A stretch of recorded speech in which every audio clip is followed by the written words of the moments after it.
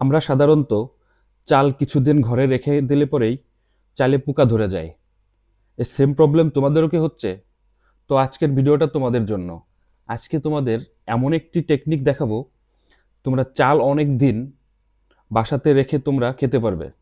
তো ভিডিওটা শুরু করা যাক। সবার প্রথমে এরকম একটা সাদা কাপড়ের টুকরো নিয়ে নেবে, সুতি কাপড় নেবে। এবারে প্রয়োজন হবে কিছু শুকনো মরিচ, কিছু তেজপাতা,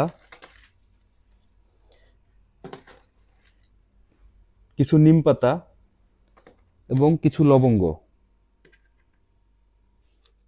এটার ভিতর দিয়ে দিয়ে একটি প্যাকেট তৈরি করে নেবে। এবার এটিকে তোমরা তোমাদের বস্তা বা চালের ড্রাম যেটাই বলো না কেন তার ভিতর রেখে দেবে। এবার এটিকে চাল দিয়ে ঢেকে রেখে দিবে। দেখবে বন্ধুরা, আর কখনোই চালে পোকামাকড় ধরবে না। এর সাহায্যে তোমরা চালকে অনেক দিন তোমরা বাড়িতে রেখে খেতে পারবে।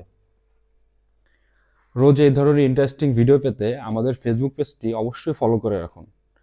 আর ভিডিওটা কোথা থেকে দেখলেন সেটা অবশ্যই কমেন্টে জানাবেন, যাতে পরের ভিডিওতে আপনাদেরকে ধন্যবাদ জানাতে পারি।